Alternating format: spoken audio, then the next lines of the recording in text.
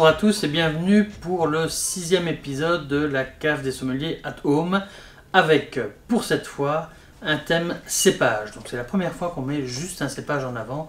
Alors on a choisi pas le plus facile, mais pas le moins intéressant non plus, le pinot noir. Donc le pinot noir, grand cépage, très grand cépage, qu'on connaît à travers le monde, avec diverses interprétations, parfois en bulle, comme en Champagne, parfois vinifié en blanc même, comme dans la Moselle luxembourgeoise, parfois même en vendange tardive, dans le vignoble allemand, mais la plus grande et la plus belle interprétation du cépage pinot noir est sûrement la vinification en rouge avec des vins extraordinaires comme ceux les plus connus des terroirs bourguignons, mais aussi ailleurs. Oui, tout à fait, Pascal. Eh bien, on peut voyager avec ce cépage qui, même s'il est originaire de la Bourgogne, peut se planter et évoluer favorablement en Champagne, bien entendu.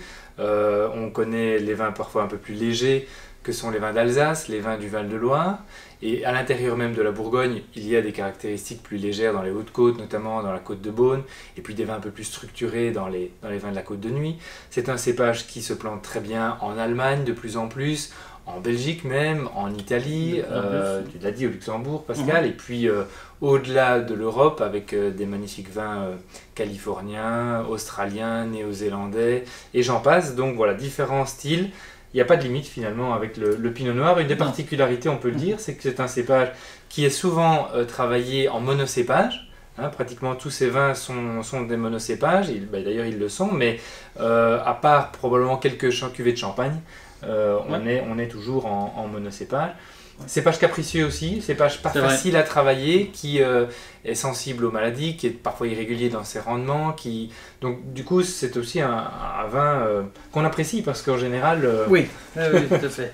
C'est un cépage qui est aussi difficile à travailler, donc très très sensible aussi au climat du millésime et aux maladies. Justement, en plus, on a déjà parlé plusieurs fois, quand on a sélectionné un bon pinot noir, qu'on a mis en cave, qu'il a un beau potentiel de garde, on remarque que le pinot noir, peut-être par rapport à d'autres cépages, est plus dans les montagnes russes au niveau des fenêtres dans lesquelles on peut le déguster et où il sera vraiment au rendez-vous, quoi. Donc, il se referme, il se couvre, il peut très bien se goûter, il peut être un peu plus austère, c'est vrai. C'est ça.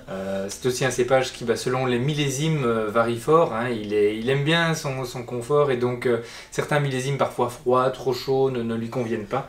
Donc il y a aussi les montagnes russes dans le style et la régularité des styles des vins. Exactement. En Bourgogne ou ailleurs. Alors finalement, la dégustation, au niveau de la couleur, tout d'abord, c'est un cépage avec lequel il faut s'attendre à avoir un peu moins de couleur que les classiques qu'on connaît comme de la Syrah ou du Cabernet Sauvignon. Donc même les meilleurs Pinot Noirs sont toujours de teinte un petit peu plus pâle au niveau de l'intensité. C'est vrai qu'il y a eu une mode, et puis c'est toujours un peu le cas, de juger le vin la qualité du vin par son intensité de la couleur. Finalement, au bout, on peut se dire aussi que quand la macération est très très longue, on arrive à avoir une couleur un petit peu plus soutenue, mais c'est pas parce qu'on fait une macération plus longue qu'on va avoir un meilleur vin. C'est juste que la couleur sera plus soutenue. Alors le pinot noir, c'est un peu un cépage à l'inverse de cette recherche, où on peut se dire que même si on a une robe qui est très pâle, dans la jeunesse, comme après quelques années de vieillissement, eh bien on a des vins qui sont extraordinaires après à la dégustation. Oui. Tout à fait, et donc l'étape suivante finalement au nez, c'est des vins, parfois on dit le pinot noir est un vin de nez parce que c'est un parfum à lui tout seul, on a un panel d'arômes avec souvent cette dominante fruitée, de fruits rouges, de fruits des bois, de fruits à noyaux. On parle souvent de la cerise notamment, la prune quand ça évolue un petit peu, mais ça dépend toujours d'où il est cultivé, du millésime, qu'il est plus ou moins chaud, donc parfois le fruit frais, très croquant, la groseille même, parfois un petit peu acidulé, et parfois on peut être dans la confiture de fraises selon un climat plus chaud, ou le côté un peu pruneau avec plus d'évolution. Ça c'est pour les fruits, mais il y a aussi l'élevage en barrique, très souvent, alors c'est pas une obligation, loin de là, mais c'est un cépage qui se plaît bien à l'élevage en fût de chêne, tout comme le chardonnay par exemple.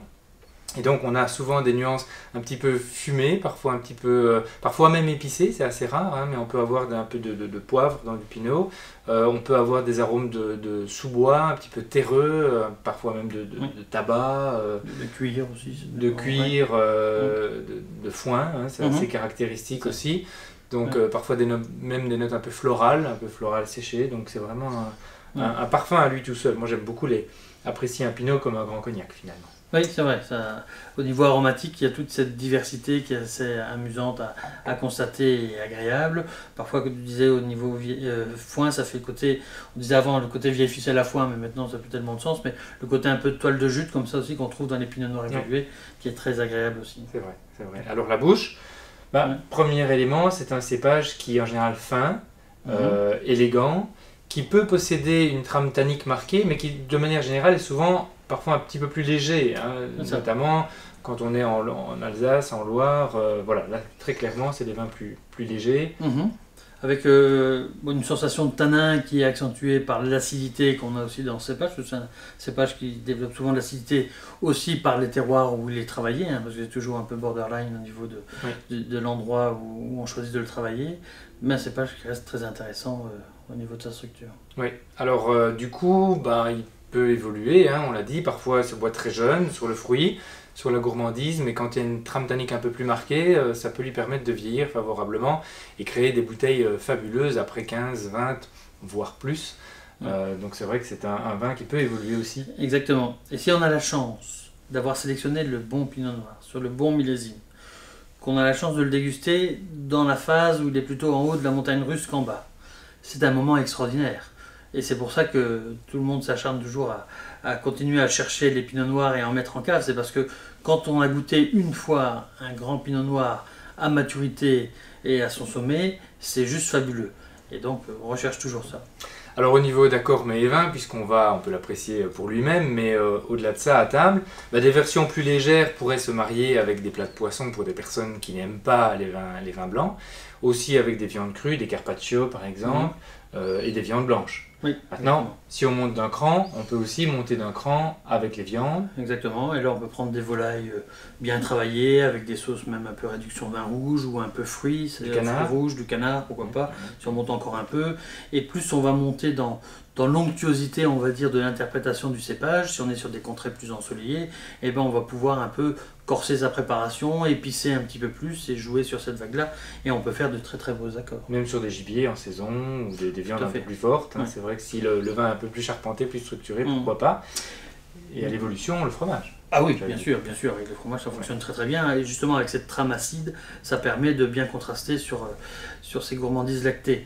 Maintenant, je dirais que le pinot noir, tout ce qu'on a expliqué ici, c'est bien, c'est comme ça qu'on peut le voir, mais il ne faut pas oublier que comme le pinot noir c'est un cépage particulier, hein, on peut aussi le boire un petit peu frais en été, quand il fait chaud. Pourquoi? Parce que le pinot noir, il y a cette légèreté quelque part, alors qu'il y a une complexité énorme, mais il y a cette légèreté, il y a cette acidité, il y a cette trame tannique qui désaltère juste comme il faut. Donc moi j'ai aucun problème de déguster un grand pinot noir de Bourgogne, de la Côte de Beaune. On a un Ladois ici qui est fabuleux, servi un petit peu frais en été, c'est fantastique aussi. C'est un cépage qui n'a pas oublié que le vin doit nous rafraîchir avant tout. C'est ça, ça doit désaltérer. C'est pas le cas de tous malheureusement. Non. Allez, en tout cas voilà, merci Pascal pour ce beau briefing sur ce cépage mythique, et bonne dégustation à vous. Santé.